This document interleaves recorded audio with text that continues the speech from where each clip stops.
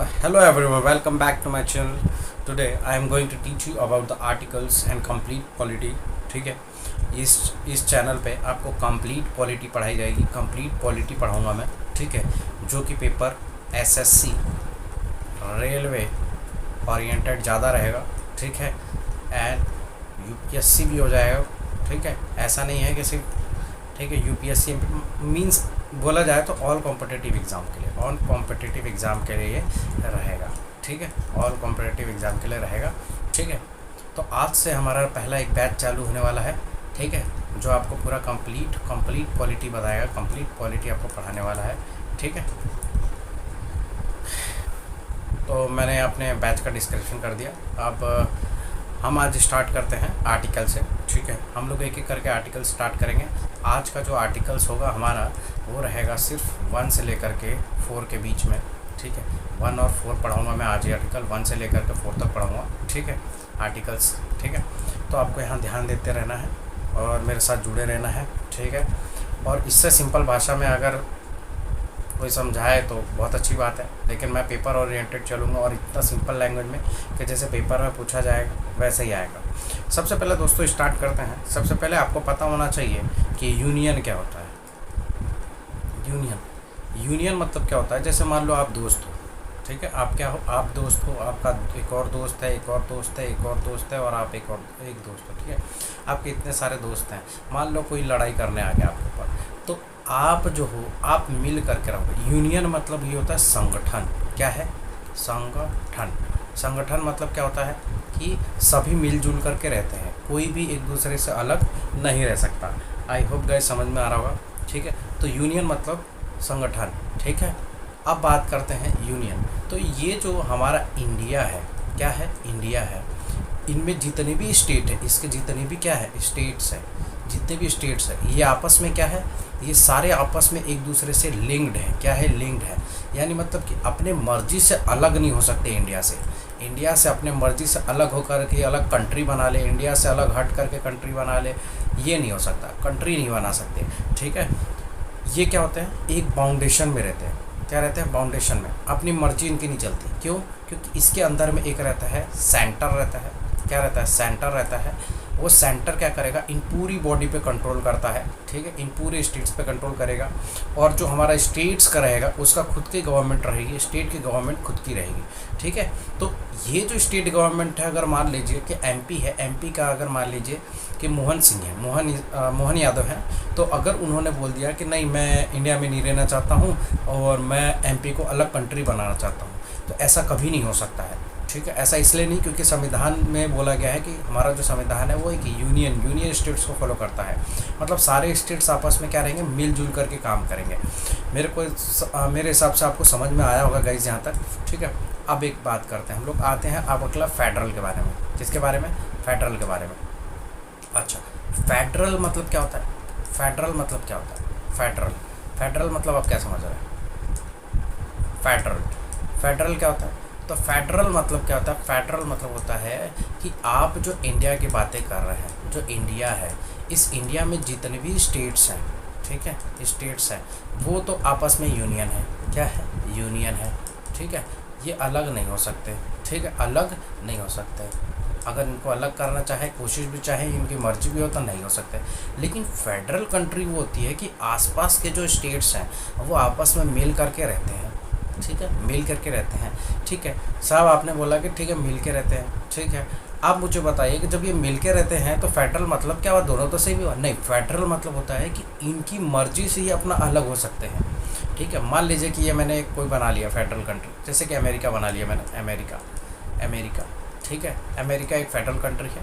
तो अमेरिका में जितने भी स्टेट्स हैं वो स्टेट्स अमेरिका के अंदर में आ रहे हैं. अब अमेरिका में कोई स्टेट्स है, वो चाहता है कि नहीं मैं अमेरिका के अंदर ही मैं खुद ही एक कंट्री बन जाऊँ या फिर खुद ही एक अलग अपना रुतबा कायम कर लूँ, तो वो अलग हो सकता है, अपना संविधान अलग बना सकता है.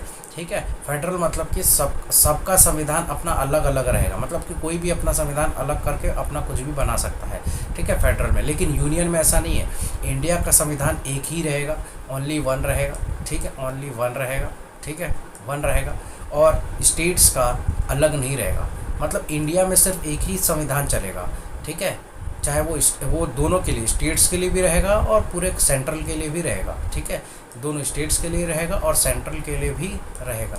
लेकिन अमेरिका में ऐसा नहीं है। अमेरिका में इस स्टेट का अलग संविधान हो सकता है, इस स्टेट का अलग संविधान हो सकता है, इस स्टेट का अलग संविधान हो सकता है। मतलब अमेरिका में अलग अलग जो स्टेट्स कंबाइंड होकर आपस में बने हुए हैं, ये अलग अलग अपना क्या बना सकते हैं, संविधान बना सकते हैं। और हो सकता है कि अमेरिका से जो अपना फेडरल कंट्री बनाया हुआ है, फेडरल जो पूरा संगठन है, वो हट करके अपना एक कंट्री बना ले, ठीक है। तो फेडरल और यूनियन में बस यही अंतर है, ठीक है। इतना तो मेरे हिसाब से गाइस आपको समझ में आया होगा, ठीक है।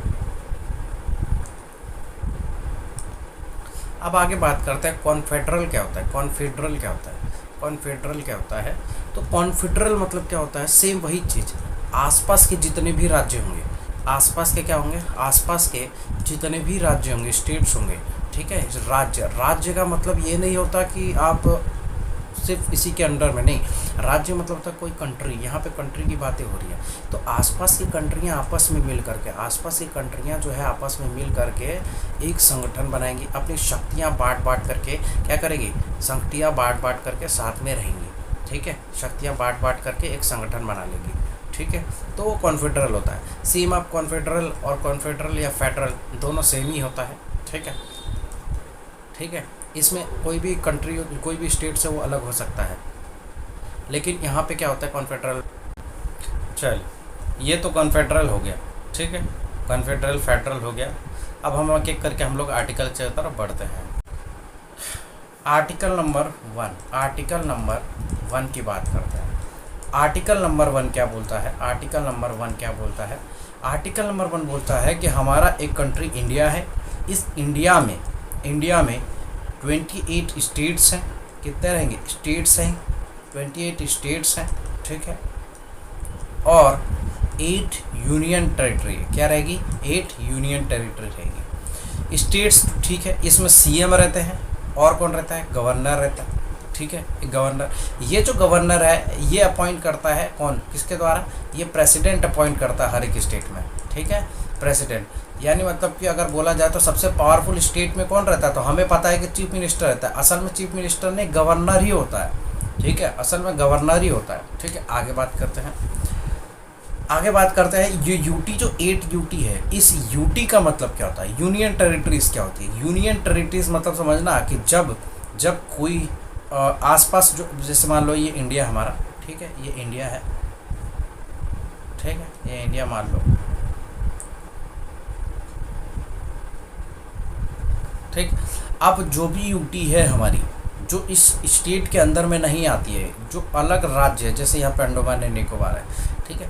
तो मान लो कि ये जो अंडमान एंड निकोबार पे हमें कब करना है, ठीक है, मतलब अपने अंडर में रखना है, मतलब इंडिया के कंट्रोल में रहना चाहिए ये। तो इसके लिए कोई बाहरी वाले जो विदेशी आक्रमण करेंगे तो इस एरिया को खींच सकते हैं हम। तो इस चीज़ को रोकने के लिए हमारे इंडिया ने क्या किया है, इसके अंदर एक गवर्नर को बैठाया है। किसको बैठाया है, गवर्नर को। वो गवर्नर को क्यों बैठाया है आपको पता है, ये गवर्नर को इसलिए बैठाया है क्योंकि अगर कोई बाहरी वाला आक्रमण करता है तो उसको पता लग जाए कि नहीं ये इंडिया का हिस्सा है, ये खाली एरिया नहीं है कि आप कोई भी आकर के इस एरिया को कब्जा कर लेगा, नहीं, ये इंडिया का हिस्सा है, इसलिए इसको यूटी में डाला गया है, ठीक है। जैसे यहाँ पे लक्षद्वीप हो गया, ये लक्षद्वीप वाला जो एरिया है, इस पे भी क्या है, ये भी इंडिया का हिस्सा है, क्या है, एक इंडिया का हिस्सा, एक इंडिया का नामी तौर पे एक हिस्सा बनाया गया है, ठीक है, ठीक है, नामी तौर पे कि इंडिया का। लेकिन इस यहाँ पे लक्षद्वीप है, लक्षद्वीप को भी सारी फैसिलिटियाँ मिलती है, ठीक है, लेकिन यहाँ पे भी कौन रहेगा, सिर्फ गवर्नर रहता है, कोई भी सीएम नहीं रहता है, ठीक है। तो यूटी सिर्फ क्या है, यूटी इसलिए है क्योंकि हम लोगों ने जो राज्य, हम जहाँ पे पब्लिक कम है, पॉपुलेशन कम है, उस राज्य को हम लोगों ने यूटी बना दिया गया था। यूटी इसलिए बनाया गया था कि ताकि लगे कि नहीं ये भी भारत का हिस्सा है, ये खाली ज़मीन नहीं है कि कोई भी आकर के इसको जीत लेगा और इसको रख लेगा, अपने पास में मिला लेगा, नहीं, इसलिए इसको भारत का हिस्सा बनाया गया है, ठीक है। मेरे हिसाब से यहाँ तक आपको यूटी के बारे में भी समझ में आया होगा, ठीक है। अब आगे बात करते हैं आर्टिकल नंबर 2, आर्टिकल नंबर 2 की बात करते हैं। ये जो दूसरा आर्टिकल है ना, ये दूसरा आर्टिकल बोलता है कि अगर आप, जैसे इंडिया है, ठीक है, जैसे ये इंडिया मान लो, ठीक है, ये इंडिया है, मेरे ड्राइंग तो खास इतनी अच्छी है नहीं, फिर भी मानने में क्या जा रहा है?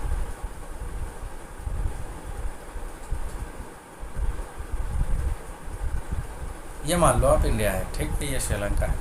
मान लो कल को कि ये नेपाल वाला हिस्सा है, ठीक, नेपाल वाला ये जो हिस्सा है, नेपाल वाला इतना, ये जो नेपाल वाला हिस्सा है ये वाला, अगर मान लो कि चाइना इस पर अटैक करता है, ठीक है, और ये जो नेपाल वाले लोग हैं ये बोलते हैं कि यार हमें संरक्षण कौन देगा, हमें बचाएगा कौन, तो ये अगर इनका मन चाहता है कि ये भारत में आके मिल जाए, नेपाल वाले लोग चाहते हैं कि भारत में आके नेपाल भारत का हिस्सा हो जाए, तो उसके लिए हमें आर्टिकल नंबर 2 बोलता है कि आपका मोस्ट वेलकम है, आप आइए, ठीक है, आपका कोई रोक टोक नहीं है। अगर कोई कंट्री अगर भारत का हिस्सा बनना चाहती है या भारत का एक अंग बनना चाहती है तो वो बिल्कुल आ सकती है, भारत का अंग बन सकती है, उनको कोई रोक टोक नहीं है, ठीक है, कोई रोक टोक नहीं है। बस हाँ, सिंपल मेजॉरिटी से पास हो जाता है, सिंपल मेजॉरिटी से पास होता है, ठीक है।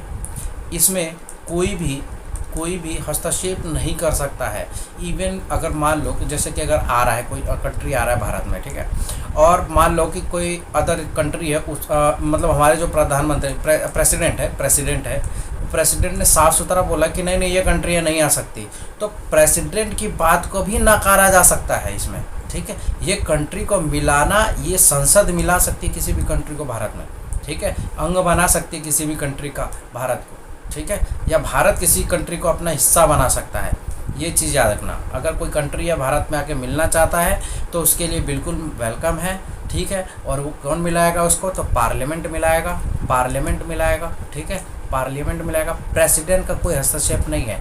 मान लो कि कल को ये कंट्री आके मिल गई, जैसे मान लो इधर नेपाल है, नेपाल भारत में आकर के मिल रहा है, नेपाल अगर भारत में आकर के मिल रहा है तो हमें प्रेसिडेंट को सिर्फ इन्फॉर्म करना है, हमें ये बताना नहीं है कि मिलाएं कि नहीं मिलाएं। हम सीधा जाएंगे प्रेसिडेंट को बोलेंगे कि साहब नेपाल भारत का अंग हो चुका है, नेपाल भारत का हिस्सा हो चुका है, चाहे प्रेसिडेंट की मर्जी हो चाहे प्रेसिडेंट की नहीं हो, भारत में नेपाल को मिला दिया जाता है, ठीक है, प्रेसिडेंट पे बाध्य नहीं होता है, ठीक है। यहाँ तक मेरे हिसाब से आर्टिकल नंबर तो आपको याद समझ में आया होगा और याद भी हुआ होगा। अब इसमें कुछ और भी है, जैसे एग्जांपल में बात करके आप पूछोगे सर ऐसे कोई कंट्री है जो भारत का हिस्सा बनी है? बिल्कुल, कोई और कंट्री मिली है। क्या कंट्री का नाम है? तो है सिक्किम। इसका क्या नाम है? उसका सिक्किम। क्या नाम है? सिक्किम। सिक्किम जो है ये भारत का हिस्सा बनने के लिए आई थी, इंडिया का हिस्सा बनने के लिए आ रही थी। क्यों? इसका क्या कारण था सिक्किम की? ये तो अलग कंट्री थी ना, तो ये भारत में क्यों मिली? कुछ कारण तो होगा। हाँ बिल्कुल है। जो चाइना है ना, ये चाइना ये क्या बोलता है कि ये जो सिक्किम है ना दोस्तों, ये जो सिक्किम है ना ये चाइना का हिस्सा है। क्या है? चाइना का हिस्सा है। तुम अलग नहीं हो, तुम दिख भी मंगोलिया जैसे रहे हो, मंगोलिया प्रजाति के दिख रहे हो, ठीक है, जिसकी आँखें छोटी छोटी रहती है, ठीक है, छोटी छोटी आँखें रहती है। फिर उसके बाद उनके जो चेहरा भी होता है तो थोड़ा सा फूला फूला रहता है, येलो कलर का रहता है, ठीक है, येलो कलर की कुछ बॉडी टाइप के दिखती है। तो मंगोलिया जैसे ही दिख रहे थे वो लोग भी। तो चाइना क्या बोलता है, अरे ये जो सिक्किम वाला हिस्सा है ये चाइना का ही है। तो चाइना वाले क्या कर रहे थे, सिक्किम पे अटैक करके, हमला करके सिक्किम को अपने अंडर में करने वाले थे। तो सिक्किम को जो गवर्नमेंट है, सिक्किम के जो गवर्नमेंट है, इसने तय किया कि हमारे पास तो इतनी सैनिक है नहीं कि हम जा कर के किसी भी चाइना में युद्ध कर सकें, चाइना के साथ लड़ सकें। तो सिक्किम के जो गवर्नर है, जो गवर्नमेंट है, सिक्किम के जो गवर्नमेंट है वो बोले कि हम भारत में जाके मिलना चाहते हैं, इंडिया में जाके मिलना चाहते हैं। क्यों? क्योंकि इंडिया के पास थोड़ी पावर है और इंडिया के पास बहुत ज़्यादा सोल्जर्स भी थे उस टाइम, ठीक है, सोल्जर्स भी थे, ठीक है। तो ये सोच रहा था कि चाइना सोच रहा था कि सिक्किम को अपने अंडर में कर लेगा, लेकिन सिक्किम चाहता था कि वो भारत में आके मिले। क्या मिले? भारत में आकर के मिल जाए, ठीक है। लेकिन यहाँ पे भारत ने बोला कि ठीक है आप आके मिलिए, लेकिन सिक्किम ने पहले ही मना कर दिया। सिक्किम ने बोला कि ठीक है पहले हम चेक करना चाहते हैं कि हम भारत में मिलने लायक हैं कि नहीं। कहने का मतलब है कि हमें वही फैसिलिटी मिली जो भारत के नागरिकों को हर एक को मिल रही है, इसलिए वो आए थे यहाँ पे सिर्फ चेक करने के लिए, ठीक है, एक बिल लेकर भी आए थे कि हम मिलना चाहते हैं, ठीक है, उन्होंने बोला कि हम मिलना चाहते हैं, ठीक है। अब 35वां संविधान संशोधन हुआ, 35th अमेंडमेंट एक्ट हुआ। कौन सा हुआ? 35th अमेंडमेंट हुआ और ये हुआ था 1974 में, 1974 में हुआ। इस 1974 में जो सिक्किम था, इस सिक्किम को सहराज्य बनाया गया। सिक्किम को क्या बनाया गया? सहराज्य बनाया गया। अच्छा, सहराज्य मतलब क्या होता है? सहराज्य बनाया गया। ठीक है, एक मिनट, इसमें दिख नहीं रहा है, सॉरी इधर लिख देता हूँ मैं। ठीक है, सिक्किम को क्या बनाया गया? सिक्किम को सहराज्य बना दिया गया। ये सहराज्य क्या होता है? ये सहराज्य होता है कि न तुम चाइना के हो गए, न तुम भारत के हो गए। ठीक है, न तुम चाइना के हो गए, न तुम भारत के हो गए। ठीक है, तो साहब फिर होंगे किसके? सवाल यहाँ उठता है। तो यहाँ पे उन्होंने बोला कि ठीक है, हम इंडिया में ट्रायल करना चाहते हैं। उन्होंने इंडिया में ट्रायल किया। इंडिया में जब ट्रायल किया तो उनको सब कुछ ठीक ठाक लगा कि नहीं, इंडिया हमें वही दर्जा देगा जो कि हमें कौन दे रहा है? हमें मतलब जो वो अपने नागरिकों को देता है, जो कि अपने सिटीजनशिप वालों को देता है। ठीक है, वही नागरिकता हमें भी देगा। ठीक है, वही सारी फैसिलिटीज़ भी हमें देगा। तो सिक्किम ने पूरा टोटली बोला कि नहीं, हम इंडिया में मिलना चाहते हैं। तो उसके लिए हमने क्या किया? 36वां संविधान संशोधन किया, 36 अमेंडमेंट एक्ट किया 1976 में। और सिक्किम को इसमें, इस वाले अमेंडमेंट में सिक्किम को हम लोगों ने 22वां राज्य बनाया, अपने 22वां राज्य बनाया। ठीक है, अपने कंट्री में। ठीक है, कौन सा राज्य? 22 स्टेट्स, 22nd स्टेट्स हमने सिक्किम को बनाया। ठीक है गाइस, ये कहानी आपको सिक्किम की पता होनी चाहिए। ठीक है, पूछता है पेपर में कि 35वां संविधान संशोधन में किस राज्य को, किस कंट्री को जोड़ा गया है। ठीक है, वहाँ पे स्टेट लिख के देगा, तो स्टेट का याद रखना सिक्किम। ठीक है, 36वां संविधान संशोधन में क्या हुआ था? तो ट्रायल चल रहा था किसका? सिक्किम को भारत में जोड़ने का। ठीक है, यहाँ तक समझ में आया होगा। ठीक है, आगे बढ़ते हैं। अब आर्टिकल नंबर 3 की बात करते हैं। आर्टिकल नंबर 3 की बात करते हैं। देखो भाई लोग, आर्टिकल 3 बोलता है ना कि अगर आपको ठीक है, अगर आपको किसी भी राज्य का स्टेट बाउंड्री, एक मिनट बैक कर लो। किसी भी राज्य का बाउंड्री, नेम या फिर राज्य को तोड़कर अलग राज्य बनाना है,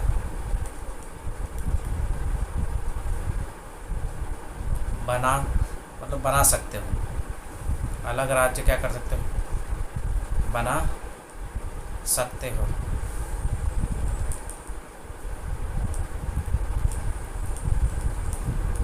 ठीक है, अलग राज्य बना सकते हो। मतलब कहने का मतलब है कि दोस्तों कि अगर आप कोई स्टेट, जैसे मान लो कि एग्जांपल के तौर पे अगर बात करूं कि कोई भी राज्य है, जैसे अगर मैं बात करूं किसकी बात करूं मैं, ठीक है, जैसे मैंने देखा है कि किसी भी जगह का नाम चेंज कर दिया है या किसी कंट्री का नाम चेंज कर दिया है। जैसे एग्जांपल के तौर पे, ठीक है, एग्जांपल के तौर पे तेलंगाना एंड आंध्र प्रदेश। ठीक है, ये दोनों जो है 2014 में अलग हो गए थे। ठीक है, पहले से ही बात चल रही थी अलग होने की। ठीक है, तो 2014 में तेलंगाना का फॉर्मेशन हुआ। ठीक है, आंध्र प्रदेश से अलग होकर टूट के निकला। ये जो टूटा है आंध्र प्रदेश से अलग होकर के, ये कौन सा आर्टिकल बोलता है, हिम्मत देता है पार्लियामेंट को कि आप तोड़ सकते हो? ये आर्टिकल नंबर 3 है जो पावर देता है कि आप किसी भी राज्य का बाउंड्री, सीमा निर्धारित कर सकते हो। ठीक है, आप किसी भी राज्य का क्या कर सकते हो? बाउंड्री निर्धारित कर सकते हो, या फिर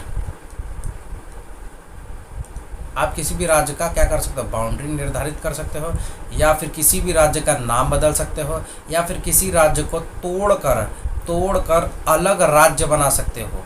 ये सारी की सारी पावर कौन देता है? ये सारी की सारी पावर हमारा आर्टिकल नंबर 3 देता है। आर्टिकल नंबर 3 देता है। समझ में आया दोस्तों? ठीक है, आर्टिकल नंबर 3 देता है। इतनी पावर होती है हमारे संविधान में। सोचो संविधान को कैसे बनाया गया है, ठीक है, कि कोई राज्य अगर आकर मिलना चाहता है तो वो मिल सकता है, अगर आपके राज्य के अंदर में कोई चीज़ आप छेड़छाड़ करना चाहते हैं तो वो भी कर सकते हैं, ठीक है। तो संविधान जो हमारा बना है ना, उस संविधान को हमें रेस्पेक्ट करनी चाहिए, ठीक है। जैसे मैं बात करूं एमपी और छत्तीसगढ़ एमपी और छत्तीसगढ़ अलग हो गए थे। कब अलग हुए थे? ये 1 नवंबर 2001 में अलग हो गए थे, ठीक है। ये भी आर्टिकल नंबर 3 में लिखा हुआ है। यूपी और उत्तराखंड, आपको पता है यूपी से बिहार से नहीं अलग हुआ है, यूपी उत्तराखंड से भी अलग हुआ है, और ये अलग हुआ था 9 नवंबर 2001 को, ठीक है। तीसरा है बिहार और झारखंड भी अलग हुए थे। ये हुए थे 15 नवंबर 2001 को। देख रहे हो, आपसे पूछ सकता पेपर में कि यूपी और उत्तराखंड कब अलग हुए, फिर एमपी और छत्तीसगढ़ में अलग कब हुआ, ठीक है। तो 1 नवंबर 1/9/15 याद रखो, बाकी सबके तो ईयर वीयर तो सब सेम ही है, ठीक है। आप ये लोग 1/9/15 कितना, 1 9 और 15, 1 9 और 15, ठीक है। बस इतना याद रखो आप, ठीक है। आगे बढ़ते हैं। चलिए दोस्तों, अब आगे बात करते हैं आर्टिकल नंबर हम लोग 4 की। आर्टिकल नंबर हम लोग 4 की बात करते हैं। आर्टिकल नंबर हम लोग किसकी बात करते हैं? आर्टिकल नंबर 4 की बात करते हैं।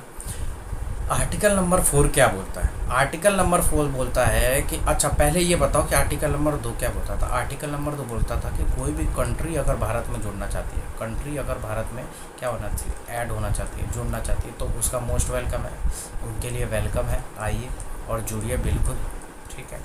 आर्टिकल 3 क्या बोलता है कि अगर आपको स्टेट के अंदर में कोई चीज़ बदलाव करनी है, स्टेट के अंदर में अगर कोई चीज़ बदलाव करनी है, या फिर स्टेट की बाउंड्री चेंज करनी हो, या फिर आपको नेम चेंज करना हो, ठीक है, नेम चेंज करना हो या कुछ भी करना हो, जो हमने पढ़ा आर्टिकल 3 में, ठीक है। ये सब चेंज करने के लिए आपको कितना चाहिए? 50% वोट चाहिए। कितना चाहिए? 50% वोट आपको चाहिए। अभी कितनी सीटें हैं? तो अभी है हमारे पास 543 के आसपास है, हालांकि 545 है, लेकिन अपने को क्या करना है, पेपर के पॉइंट से 543 है, इसमें से 50% अपने को चाहिए, 50% अपने को चाहिए। तो 50% कितना हो जाएगा? तो 50% होगा 273 के आसपास, 273 मान लेते हैं, ठीक है। हालांकि ठीक है 272 पॉइंट ऐसे कुछ नहीं, 273 मान लेते हैं, मतलब 50% अपने को चाहिए ना, 50%। तो 273 अगर आ गया, जिन्होंने बोल दिया कि हाँ ठीक है ये आने दो, तो सिंपल आ जाता है वो, ठीक है, या नाम बदल जाता है, बाउंड्री बदल जाती है, कोई कंट्री ऐड हो जाती है, ठीक है। एक और चीज़ बोला है आर्टिकल नंबर 4 में। आर्टिकल नंबर 4 में बोला है कि जो हमारा आर्टिकल है, जो हमारा, एक मिनट मैं क्लियर कर दूँ, आर्टिकल जो हमारा 368 है, आर्टिकल जो हमारा 368 है, याद रखना आर्टिकल 368, जब भी हमें अगर संविधान में कोई चीज़ छेड़छाड़ करनी होगी या अमेंडमेंट करना होगा, तो वो इसमें ही लिखा है। आप किसकी पावर से आप संविधान में कोई चीज़ छेड़छाड़ कर सकते हो? तो आर्टिकल नंबर 368 हमें पावर देता है कि साहब आप किसी भी आर्टिकल में छेड़छाड़ कर सकते हो, या फिर किसी आर्टिकल को हटा सकते हो, या किसी आर्टिकल में आप कोई चीज़ को ऐड कर सकते हो, ठीक है। या कौन सा आर्टिकल हमें पावर देता है? तो आर्टिकल 368 ये क्या बोलता है? अमेंडमेंट की पावर देता है। किसकी? अमेंडमेंट की पावर। और अमेंडमेंट कौन कर सकता है? अमेंडमेंट सिर्फ पार्लियामेंट कर सकती है, और किसी में दम नहीं है, ठीक। और सिर्फ किसी में दम नहीं है, सिर्फ पार्लियामेंट में पावर है, ठीक है। जिसकी सरकार और जिसकी सत्ता में रहेगी वो अमेंडमेंट कर सकता है, ठीक है, वो अमेंडमेंट के लिए बिल ला सकता है, ठीक है। आर्टिकल नंबर लेकिन इस 368 के अंदर में जो लिस्ट होगी, सिर्फ उसी के अंदर में हम लोग अमेंडमेंट कर सकते हैं, बाहर अगर होगी ना तो नहीं कर सकते। तो इसीलिए आर्टिकल नंबर 2 को और आर्टिकल नंबर 3 को बाहर कर दिया गया है 368 वाले आर्टिकल से। 368 वाले आर्टिकल से क्या कर दिया है? आर्टिकल नंबर 2 को, आर्टिकल नंबर 3 को बाहर कर दिया है। कारण इसलिए है कि हम लोग बार बार अगर किसी राज्य का नाम बदलेंगे, नेम बदल रहे हैं, या फिर किसी राज्य का बाउंड्री बदल रहे हैं, तो नेम और अगर बाउंड्री हम लोग किसी राज्य का बार बार बदल रहे हैं, तो क्या हर बार जा कर के हमें अमेंडमेंट करना होगा? नहीं, बार बार नहीं, इसलिए इसको अलग करा हुआ है। और किसी भी राज्य को अगर हमें लाना है तो हमें अमेंडमेंट करना ज़रूरी है कि नहीं? हमें कोई ज़रूरत नहीं है। कितने राज्य है, कितने स्टेट्स बन रहे हैं, इकट्ठा हो रहे हैं, ठीक है, वो हम लोग अमेंडमेंट नहीं कर सकते हैं। हाँ, आर्टिकल नंबर 1 में ज़रूर लिख सकते हैं, ऐड कर सकते हैं कि हमारे यूटी अब इतने हो गए हैं और स्टेट्स हमारे इतने हो गए हैं, लेकिन हम लोग अमेंडमेंट नहीं कर सकते प्रॉपर तरीके से, ठीक है, कि हमने सिक्किम को जोड़ा। एक अमेंडमेंट करा हमने 35वां और 36वां वाला, उसके बाद हमने ऐसा कोई अमेंडमेंट नहीं करा जिसमें हमने कोई कंट्री को मिलाया और फिर हम लोगों ने बोला कि हमने अमेंडमेंट किया, नहीं, ठीक है, क्योंकि वो आर्टिकल नंबर 368 से आर्ट 2 को हटा दिया गया है। मेरे हिसाब से इतना समझ में आया होगा आप लोगों को। चलो देखो दोस्तों, आपके सामने कुछ लिखा हुआ है, ठीक है, और एक एक करके हम लोग एक एक करके इन सबको क्या करने वाले हैं, डिस्कस करने वाले हैं, ठीक है। पहले बात करते हैं ऑपरेशन पोलो। ये ऑपरेशन पोलो क्या है? ऑपरेशन पोलो हैदराबाद को मिलाया गया था। हैदराबाद में जो निज़ाम रहते थे वो ज़्यादा से ज़्यादा क्या सोच रहे थे कि हम पाकिस्तान में जाके मिल जाए, ठीक है, पाकिस्तान में मिलना चाहते थे, ठीक है, लेकिन हम लोगों ने क्या किया, ऑपरेशन पोलो लगाया। ऑपरेशन पोलो में हम लोगों ने सैनिक को भेजा, सैनिक भेजे और हैदराबाद को सीधा कहाँ करा, पाकिस्तान से मिलने ही नहीं दिया, हमने सीधा इंडिया में उसको मिला लिया, ठीक है। तो हैदराबाद इंडिया का पार्ट हो गया। बस आपको इतना याद रखना है, ऑपरेशन पोलो से किसको मिलाया गया, हैदराबाद को मिलाया गया। अच्छा, जनमत संग्रह, जो हमारा जूनागढ़ था, जो हमारा क्या था, जूनागढ़ था। इस जूनागढ़ में क्या था, जो हमारा जनमत संग्रह क्या होता, जनमत संग्रह मतलब जो हमारा जूनागढ़ था, क्या था हमारा जूनागढ़। ये जूनागढ़ का जो राजा था ना, वो चाहता था कि मैं पाकिस्तान में मिल जाऊं, लेकिन इसको मिलने ही नहीं दिया। क्यों? क्योंकि वहाँ पे हमने वोटिंग करवा ली, और जैसी वोटिंग करवाई तो वोटिंग से इतना समझ में आ गया है कि महाराज की सारी जनता चाहती है इंडिया में मिलना, और सिर्फ ये राजा ही चाहता था। तो हमने बोला जाओ तुम राजा हो तो जाओ, तुम ही जाओ अकेले। तो जूनागढ़ में किसको मिलाया गया, जूनागढ़ कैसे मिलाया गया, अरे पब्लिक मिलवाया, जनमत संग्रह। पब्लिक ने बोला कि नहीं हम भारत में मिलना चाहते हैं, वोटिंग हुई, वोटिंग में पब्लिक जीती और भारत में आके जूनागढ़ मिल गया। जम्मू एंड कश्मीर की तो हालत और ख़राब थी, ठीक है। हरी सिंह जो थे वो बोलते थे कि नहीं, हम तो किसी ना मिलना चाहते हैं, हम ना पाकिस्तान से मिलना चाहते हैं, ना हम इंडिया से मिलना चाहते हैं, ना हम इंडिया से मिलना चाहते हैं और ना हम पाकिस्तान से मिलना चाहते हैं, किसी से मिलने के लिए तैयार ही नहीं थे। अब पाकिस्तान वाले तो अलग हो गया, माउंटबेटन प्लान आया, तो माउंटबेटन प्लान ने क्या किया, 1947 में अलग कर दिया इंडिया और पाकिस्तान को, और जैसे पाकिस्तान बना तो धीरे धीरे धीरे चढ़ाई कर दिया ऊपर कश्मीर की तरफ। जो हमारा आज पीओके है ना, पीओके जो ऑक्युपाइड है, ये इन्हीं महाशय की वजह से है, हरी सिंह की वजह से। अगर ये हरी सिंह जो थे, अगर इन्होंने पीओके रोकना था, अगर ये पीओके चाहते ना, इनके टाइम में क्या हो गया था कि जो पाकिस्तान था, पाकिस्तान ने चढ़ाई कर दी थी। अब इनकी हालत हो गई ख़राब कि पाकिस्तान ऊपर चढ़ रहा है, तो ऊपर चढ़ रहा है तो ये जाके भागे भागे किधर गए, जवाहरलाल बोला माई बाप हमको बचा ही लो। तो माई बाप हमको बचा ही लो, तो जवाहरलाल बोले कि इतने दिन कहाँ थे, सो रहे थे क्या।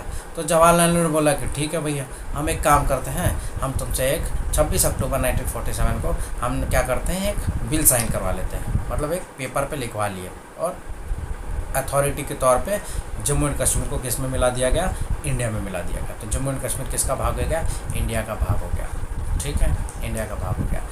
आज जो पाकिस्तान ऑक्युपाइड, ये वाला जो पाकिस्तान ऑक्युपाइड कश्मीर है ना, ठीक है, ये जो पाकिस्तानों ने कब्जा कर रखा है, ठीक है, ये पाकिस्तानों ने कब्जा किसके वजह से किया था, ये हरी सिंह की वजह से। अगर हरी सिंह, जब हमारा कैबिनेट मिशन ने जब हमारे को सब कुछ सौंप दिया था, ठीक है, जब हमारे पास सब कुछ आ गया था, तो हरी सिंह को भी बोला गया था, ठीक है, कि प्रिंसली स्टेट को धीरे धीरे ख़त्म कर दिया जाए, ठीक है, और प्रिंसली स्टेट को ख़त्म, ये जो 7th अमेंडमेंट एक्ट आया था ना, 7th अमेंडमेंट एक्ट आया था, उसी अमेंडमेंट एक्ट में बोला गया था कि सारे जो राजाओं के जो स्टेट्स हैं उनको ख़त्म करके सारे को एक जगह मिला लिया जाए। लेकिन हरी सिंह ने सीधा बोल दिया कि नहीं, हम मिलना ही नहीं चाहते हैं किसी में, जब हम मिलेंगे ही नहीं तो फिर हम किसी में नहीं, कुछ हमारे साथ होगा ही नहीं। लेकिन उनको क्या पता था कि दोगला बैठा हुआ है बगल में, पाकिस्तान जाके हमला कर दिया किसके ऊपर, पाकिस्तान जाके हमला कर दिया किसके ऊपर, जम्मू एंड कश्मीर में, और पीओके को कब्जा कर लिया, और पीओके कब्जा करा तो इनकी हालत ख़राब, तो ये पहुंच गए जवाहरलाल नेहरू के पास, और वही पूरी कहानी हो गई। जवाहरलाल नेहरू ने बोला कि ठीक है, फटाफट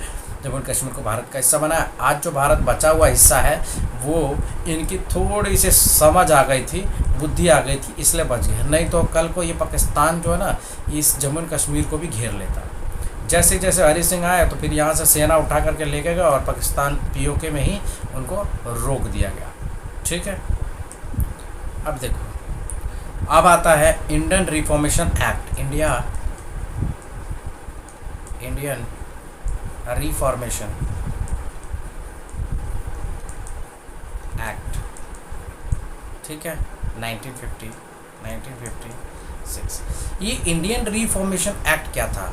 ये वही रिफॉर्मेशन एक्ट था, ठीक है, जिसमें जिसमें जो हमारा फजल अली आयोग था, फजल अली आयोग जो आया था, ठीक है, जो आया था, ठीक है, फजल अली जो आयोग आया था, पूरा ही लिख देता हूँ मैं, आयोग, जब ये आयोग आया था ना, ये क्यों आया, इसका कारण क्या था? कारण ये था कि बोला गया था कि साहब हमें भारत को एक यूनियन बनाना है। क्या बनाना है? यूनियन बनाना है। तो इन्होंने बोला ठीक है। अब वहाँ बात आगे कि यूनियन बनाएंगे तो स्टेट्स को कैसे डिवाइड किया जाए?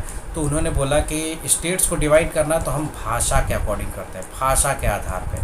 तो भाषा के आधार पे पहला राज्य जो बना था वो कौन सा बना था? ये आपको होमवर्क है, ये आप बताओगे, ठीक है। आपको ऑप्शन देता हूँ, एमपी या फिर आंध्र प्रदेश, इन दोनों में से आप मुझे बताएंगे कि भाषा के आधार पे सबसे पहला राज्य जो बना था वो कौन सा बना था, ठीक है। तो मैं ही बता देता हूँ, ये आंध्र प्रदेश बना था भारत भाषा के आधार पे, ठीक है। कब? 1 अक्टूबर 1953, 1 अक्टूबर 1953 में, 1953 में, 1 मिनट, 1953 में भाषा के आधार पे बनने वाला पहला राज्य कौन सा था? आंध्र प्रदेश था, ठीक है। तो उस समय भाषा के आधार पे बनाया जा रहा था। फजल अली आयोग को लाया गया, फजल अली आयोग ने परमिशन दे दी, हाँ ठीक है बनाइए। जब ये बन गया था, जब ये पास हो गया था, तो उसमें फजल अली आयोग ने कुछ अपने को मतलब संशोधन किया, ठीक है।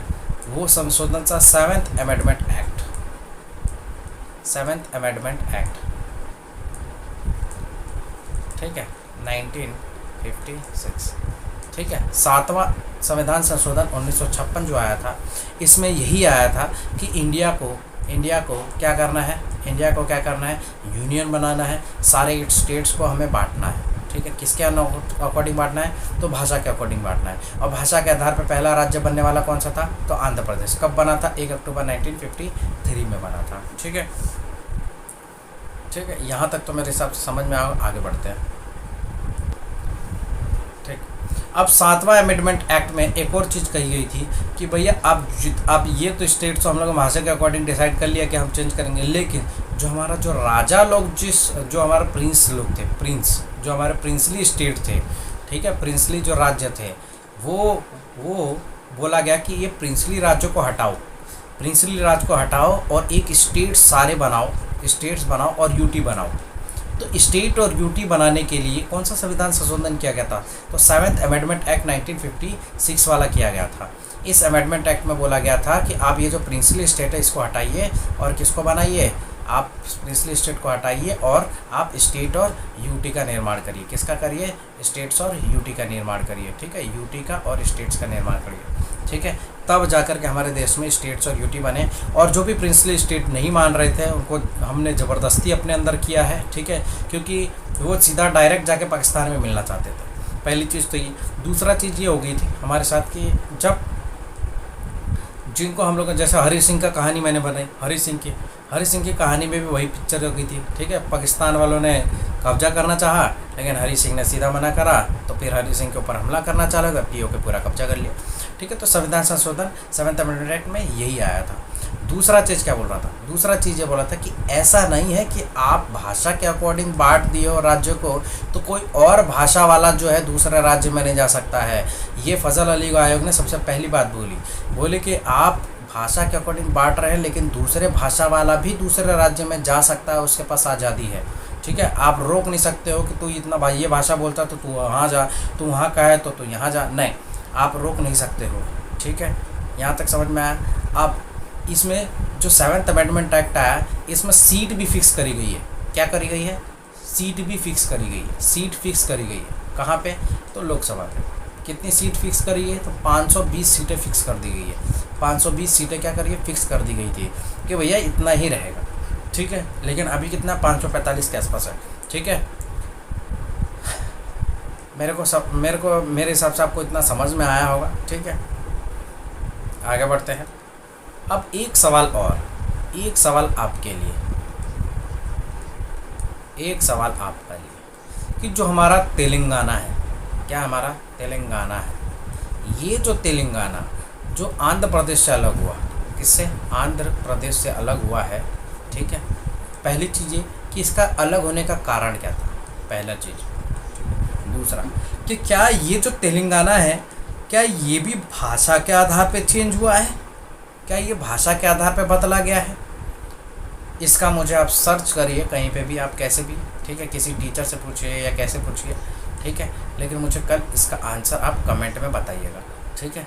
और हो सकता है अगर आपका आ गया होगा तो आप कमेंट करके मुझे बताइएगा। तो होप यू गाइस आपको इतना समझ में आया होगा आर्टिकल के बारे में, और मैंने बहुत सिंपल लैंग्वेज में सारी चीज़ें बताई है, ठीक है, बहुत इजी लैंग्वेज में, और क्वेश्चन ऐसे ही घुमा फिरा के आते हैं, बस आपको थोड़ा सा ध्यान देना है, ठीक है। तो I hope you like my videos, और इसी तरह मैं पूरा पॉलिटी कवर कराऊंगा, ठीक है। अभी मैं सिटीजनशिप स्टार्ट करने वाला हूँ, अगला जो टॉपिक रहेगा, ठीक है गाइज। तो सपोर्ट करिए कि मैं आगे बढ़ूँ और इस चैनल को और आगे ले जाऊँ, ताकि आप लोगों का ज़्यादा से ज़्यादा मैं आप लोगों को कंटेंट दे सकूँ, ठीक है, और आप लोग जल्दी से नौकरी पकड़ें और जल्दी से सक्सेसफुल हो, ठीक है गाइस। तो सब्सक्राइब करिए मेरे चैनल को, ठीक है, सब्सक्राइब करना ना भूलें, ये तो याद रखना, ठीक है, मेहनत बहुत लगती है, ठीक है। Okay guys, thank you so much.